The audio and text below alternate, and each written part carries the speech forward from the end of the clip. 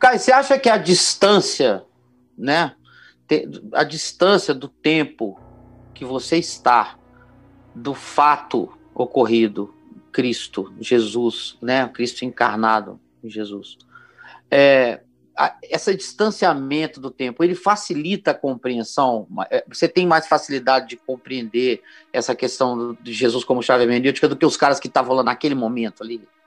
Eu acho que como é que você vê isso? Eu acho que quanto mais você olha o tabuleiro de cima, mais você entende o jogo. Acho que quanto mais você olha o tabuleiro sendo apenas uma peça, como os apóstolos eram, cavalo, bispo, peão, eles estavam lá, rainha, estavam olhando naquele olho, daquele tamanhozinho só, naquele horizonte. Dentro do tabuleiro, eles estavam meio que dentro. Erra para cá, erra para lá e tal, aí vai descobrindo devagar qual é o próximo lance, não entendendo nem por que foram movidos de um lugar para o outro, como é que a existência fez aquilo com eles.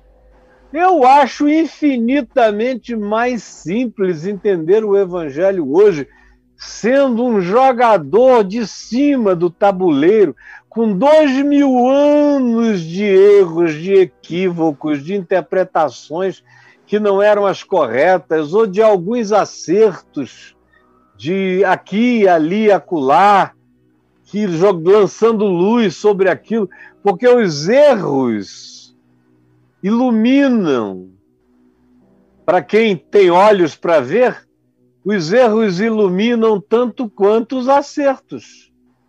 Então, os equívocos dos apóstolos, os equívocos de todos eles, os equívocos na história da igreja toda, obrigado, Margarida, todos os equívocos, esse aqui não é um equívoco, é uma coisa certa. Então, todos esses equívocos lançam luz, como os acertos de todos eles, tintim. Então, lançam luz. Por isso, quanto mais distanciamento, mais chance de compreensão. Mais chance de compreensão. De tudo isso, até porque eu não estou escavando nenhum buraco, pegando um osso, de quem é esse dente? Vamos botar no carbono 14. Não, está tudo pronto. É só uma questão de aproximação e de discernimento. De cima eu vejo o corpo todo junto, Então, respondendo à tua pergunta, eu acho hoje tudo extremamente mais simples. Até essa coisa de entender passado, presente e futuro em Deus. Deus amou a Jacó, aborreceu a Esaú, aí vem a predestinação. Quando compreendida linear, como tempo linear, até outro dia, não tinha jeito de Paulo pensar em predestinação, a não ser que Deus, na sua presciência, viu as coisas antes, como Pedro foi na presciência. Diminuiu o impacto da predestinação em Pedro, é mais leve. Eu só fui predestinado porque Deus sabia antes quais seriam as minhas escolhas. É até onde Pedro vai. Paulo não, Paulo vai mais adiante e diz que não, que foi eleição livre, unilateral de Deus me escolhendo. Como Gamaliel ensinava, que tinha sido o mestre dele no judaísmo. Como todos os grandes mestres do judaísmo ensinavam que o povo judeu era um povo que tinha sido apanhado dos demais povos da terra, e não é porque Deus sabia antes, porque se Deus soubesse, sabendo antes, fosse escolher o povo judeu, Deus não escolheria o povo judeu jamais. Porque o povo, para ter dado trabalho, Deus mesmo diz na Escritura, eu escolhi vocês, mas vocês são piores do que os piores à volta de vocês. Agora, eu já nasci numa época em que Einstein tinha relativizado o tempo. Que maravilha nascer numa época pós-einsteiniana. É verdade.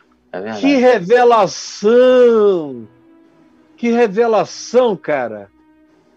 O tempo curva, o tempo dobra, o tempo pode ser alterado, o tempo pode ser fechado, o tempo pode ser traspassado, o tempo pode...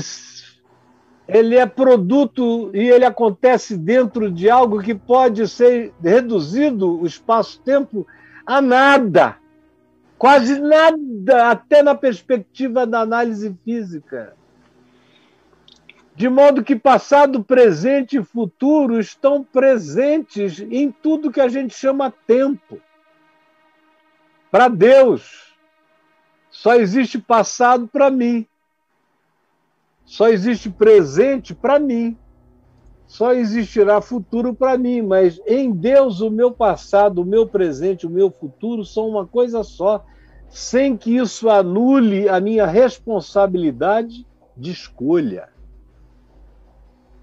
E sem que isso tire o fato de que Deus toca em alguns de uma maneira muito especial nesse processo histórico todo. Mas é muito melhor olhar para tudo isso de longe, com todos esses saberes que, por exemplo, eu tenho e Paulo não tinha, e Pedro não tinha, e Tomás de Aquino não tinha, e Agostinho não teve, e Lutero não teve, Calvino. Calvino, vivo hoje, teria falado sobre predestinação de um outro modo, porque ele era um cara das ciências possíveis. Guardem bem, Calvino era um cara das ciências possíveis no tempo dele. Quais eram as ciências possíveis no tempo dele? Era filosofia que ele estudou, era língua hebraica, língua grega, para quem queria ser cientista das escrituras, supostamente, era o latim e era a língua original que eles falavam, tantas quantas conseguissem agregar.